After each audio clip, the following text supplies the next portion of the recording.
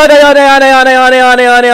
What's up mga katunay? Ako nga pala si BT at nandito ngayon tayo sa BT Reaction and welcome to my channel, Tunay na Kritiko!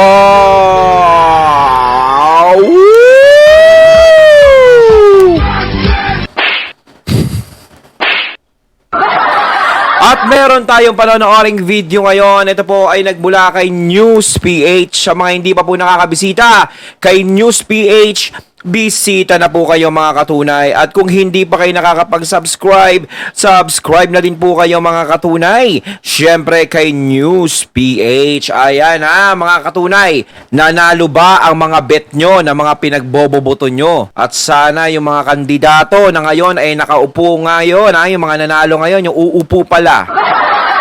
No, sana ipagpatuloy nyo yung magandang adhikain na sinasabi nyo habang nung nakakampanya pa kayo. Hindi yung pag nakaupo na balik kayo sa dati na naghihintay lang ng sweldo. No, napakasama naman yun uupo ka, magkakagawad ka, tapos ang hinihintay mo lang yung sweldo mo. Wala ka namang ginagawa. Pahiga-higa ka lang sa bahay. Tapos pupunta kang barangay, paupo-upo ka lang. Tapos antay-antay sweldo. Kilos-kilos din naman pag may time. Tsaka dapat hindi na sila isnabero kasi talagang ang mga kumakandidato, no? Mababait yan. Palabate kapag eleksyon. Pero kapag yan ay nanalo na, aba, nandiyan dyan na yung mga isnaberong tsuting. Mga ganun-ganun na yan. Uy, kagawad, kamusta ka na?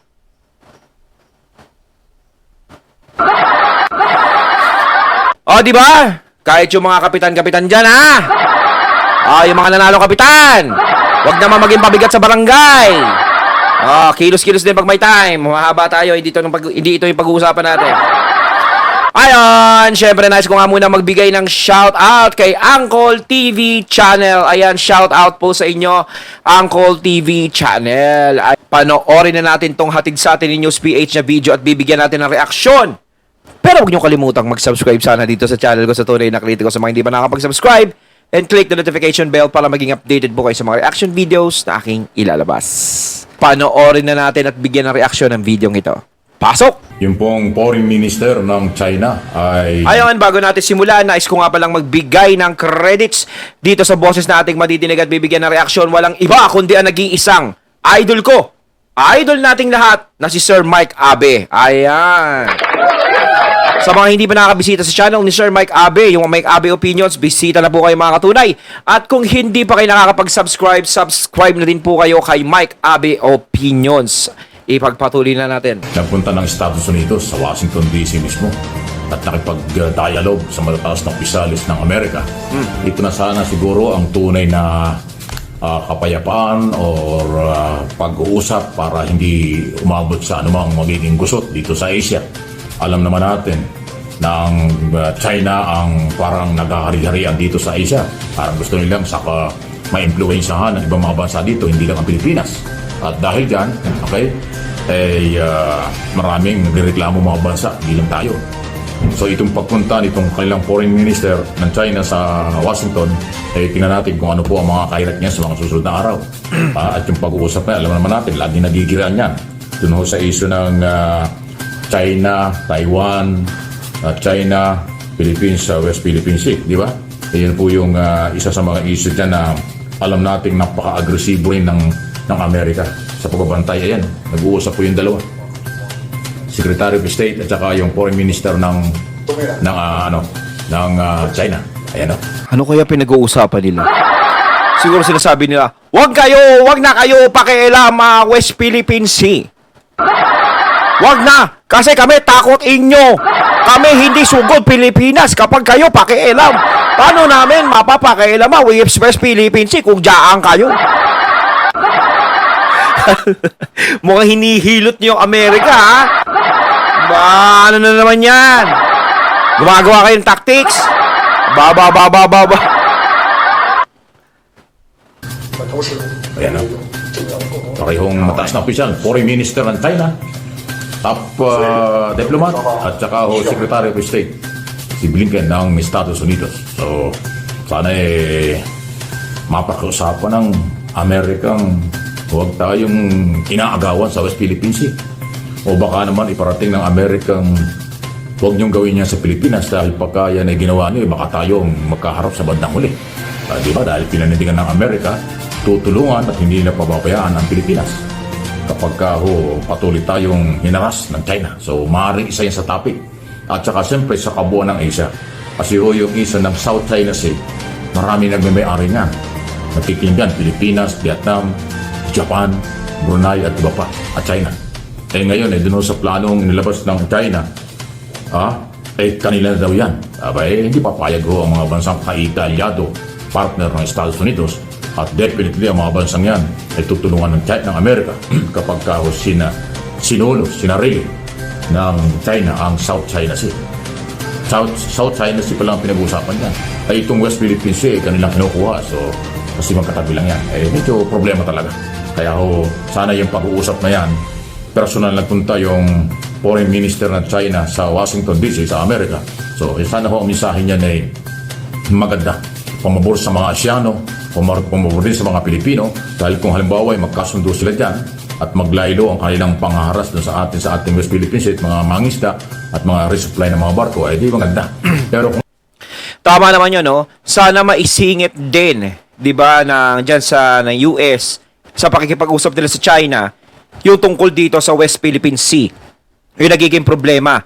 Na sana itigil na ng China ang ginagawa nilang panghaharas dito sa atin, sa Pilipinas, dyan sa West Philippine Sea, yung mga barko ng mga kababayan natin, yung mga Navy, di ba, yung mga Coast Guard, at saka yung inaari nila dyan, na hindi naman nila pag-aari hanggang ngayon.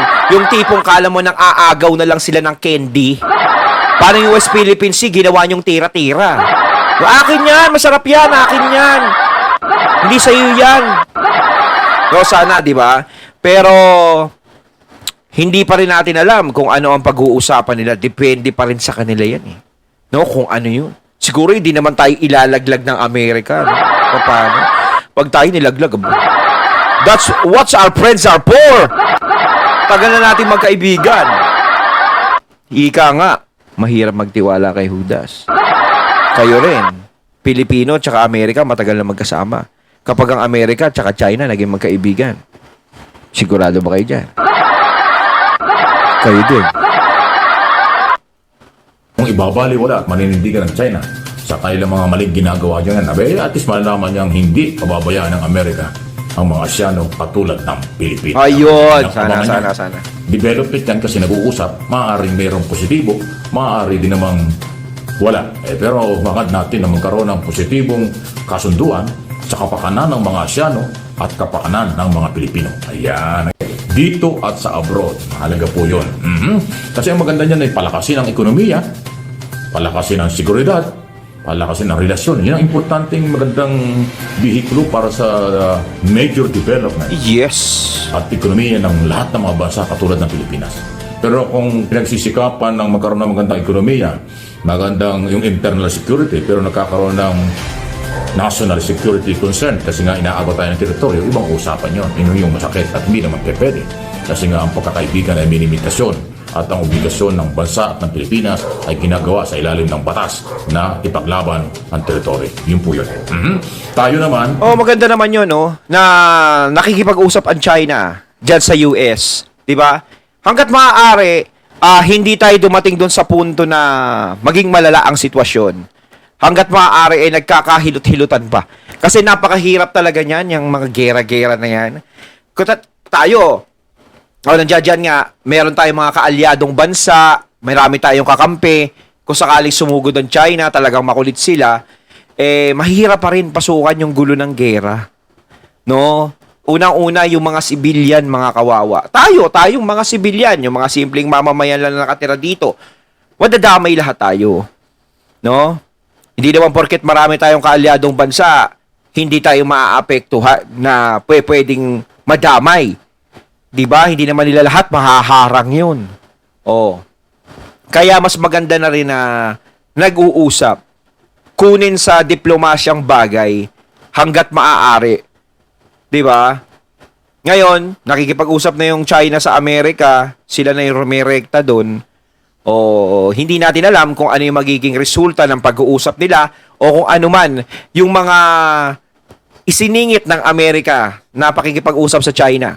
Kung tayo ba naisingit ang West Philippine Sea, kung tayo ba mga Pinoy, talagang pinanindigan ng Amerika sa harap ng nakipag-usap sila niyan, yan, China na yan, na nakipag-usap sila ng gano'n, na huwag pakialaman ng Pilipinas. Dahil pag pinakailaman nyo ang Pilipinas, mananagot kayo. Yun, kung sana gano'n, no? Gano'n ang ginawa nila, maganda sana yun. Pero depende pa rin kung anong pinag-usapan nila. Malalaman at malalaman din naman natin yan pagdating ng mga araw. Pero hanggat maaari, ang importante dito, nakikipag-usap muna ang China. Hanggat maaari, maganda yan. Nahihilot. Di ba? Bilang Pilipino, bilang mamamahayag at vlogger, ay atin pong ipinapaliwanag ang lahat ng ito para maintindihan ninyo. Sana po makatulong ko sa inyo sa dagdag na kaalaman. Sana po makatulong ko sa inyo sa mga ganitong klase ng mga paliwanag kasi mahalagang tayo ay nagkakaroon ng mga idea at impormasyon na pwede natin pagbasihan. Okay? Kaysa sa wala tayong naririnig, bigla na lang tayong magugulantang, wala na sa atin ang ating property. Wala na sa atin ang ating teritoryo. Masakit yun. Mahirap magbawi. Kailangan huwag makuha. Kasi ibang level na yung nakuha sa'yo tapos babawiin mo, mas mahirap yun. Mas maganda na napaplano pa lang sila, harangan na. Magpaplano pa lang sila, tutulan na. Ayan ang ating ginagawa at ng gobyerno. Yan ho ang maganda, di ba? Patuloy po na nagiging mainit ang mga palitan, ang mga akusasyon, warning at iba pa ang Amerika at China. Hindi lang ho sa isyu ng Taiwan, China na matagal nang pinanggigilan China ang makuha ito dahil hindi papayagan ng Amerika dahil kaalyado nila ang Taiwan. Ngayon, ito naman hong issue sa West Philippine Sea ang silang pinagtatalunan ng dalawang bansa. Ang sabi ng Amerika, meron silang obligasyon sa Pilipinas sa ilalim ng Mutual Defense Treaty na ipagtanggol ito. Sabi naman ng China, Amerika, wala kayong pakialam. Wow! Sino naman sila na sasabihan mo yung superpower na bansang Estados Unidos na walang pakialam? Lahat nga akong bansa sa buong mundo na kaalyado niyan ay kailang sinusuportahan So, oo, iba ang Amerika, hindi nila pwede sabihan na walang pakialam yung walang pakialam yung Amerika, huwag makialam. Tatakot lang kayo sa Amerika. Siyempre, ang Amerika at ang mga Pilipino matagal na magkasama yan. Kayo, hindi namin kayo kasama. Kailan ba namin kayo nakasama? Di ba? Ngayon na siguro dito sa Pilipinas, marami nakatira. Siyempre, mga Chinese naman nating kaibigan dito sa Pilipinas, mababait naman yun. Yung gobyerno nga lang dyan talaga. Parang hindi maintindihan. Sana naman, yung mga Chinese, may Chinese namang mag-comment sa akin na bakit naman ganyan kasi yung government nila. Di ba? Masyadong mapang-api, mapagkamkam. Tapos na yung panahon ng Tapos na yung panahon ng Hapon. Tapos na yung panahon ng Kastila. Yung mga mapagkamkam ng lugar. Tapos ngayon yung panahon ng wag naman sana silang ganun. Dahil ang Amerika sigurado hindi tayo basta-basta bibitawan yan. Yung tulong na ibibigay sa atin nila sa atin is nandiyadyaan pa rin. Tama si Sir Mike. Kung ano yung mga bansang kaalyado ng Amerika is talagang tinutulungan ng Amerika. Kayo sa China, wala kayong kaalyado. Ang hirap mag-isa, nakakalungkot. Pa rin itong paniniwala ng China. Umiinit po yung sitwasyon sa magkabilang panig. Okay? Pero dahil kaalyado natin, meron independent foreign policy ang ating administration, ayun po yung sinusunod na ipatupad para ipaglaban ang teritoryo. Hindi tayo makikipag-away pero may mga karapatan tayong ilaban. Kung manindigan ng Amerika na tayo suportahan, yan po yung kanilang obligasyon bilang kaalyadong bansa. Katulad din ng kanilang ginagawa sa Taiwan. Ganun na yung mga pangarap ng China kuhanin ang hangad po kasi ng China nung araw pa. Gusto nila silang maging superpower na hindi na mapapayag ang Amerika niya. Kaya kanilang gustong makontrol ang South China Sea, West Philippine Sea, at saka po yung Taiwan. Kasi pag nakuha niya yung mga lugar na yun, napakalaki na nila. So hindi papayag ang mga bansa tulad ng Taiwan at ng Pilipinas at ng mga bansa na nagkiklaim sa South China Sea, Japan, Vietnam, Brunei at iba pa. Hindi papayag yun. Ang although plano na ng China yan, sa kailang 10 dash line, gusto nila, kanila na lang yan. Pati na yung freedom of navigation, air, space, at maritime security, gusto makontrol nila. Hindi papayag kasi yun pong lugar na yan, daanan ng mga international vessel na nagdi-deliver ng mga kalakal, produkto sa iba't ibang bansa na pupunta kung saan-saan sa buong mundo. Kaya yung pre-navigation hindi yan papayagan ng malaking mga bansang kaalyado ng Estados Unidos at iba pa. Yan po ang gusto nila. So, hindi papayag ang Estados Unidos, hindi papayag ang malaking mga bansang kaalyado ng Taiwan at kaalyado ng Pilipinas makontrol ng China ang Asia. Para sila ay maituring na mas malakas or mas superpower. Yan ang business ng Estados Unidos. Napakabuhayan nila sa lakas no? Gusto nila sila yung maging pinakamalakas na bansa. Sa tingin ba nila papayag yung Amerika ng ganun-ganun lang? Na masasapawan yung Amerika? Ang alam ko sa lahat ng mga nagbabalak ng ganyan, talagang yung Amerika ang pumipigil. Siyempre, kailangan talaga ng Amerika, kami lang ang pinaka-powerful. Diba? Ikaw ba, papayag ka, mas may hihigit sa'yo? Siyempre, hindi papayagan ng Amerika yan. Kala ng China, hindi sila magtatagumpay dyan. Ikakampi natin ang Amerika. Kaya mas lalong ipupush ngayon ng Amerika na hindi magtagumpay yung China sa ginagawa nila.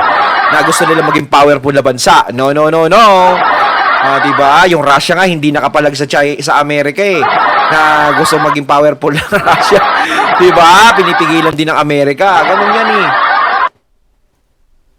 Hindi sila malampasan, maungusan ng China kailanman. At ang business naman ng China ay palakasin sila.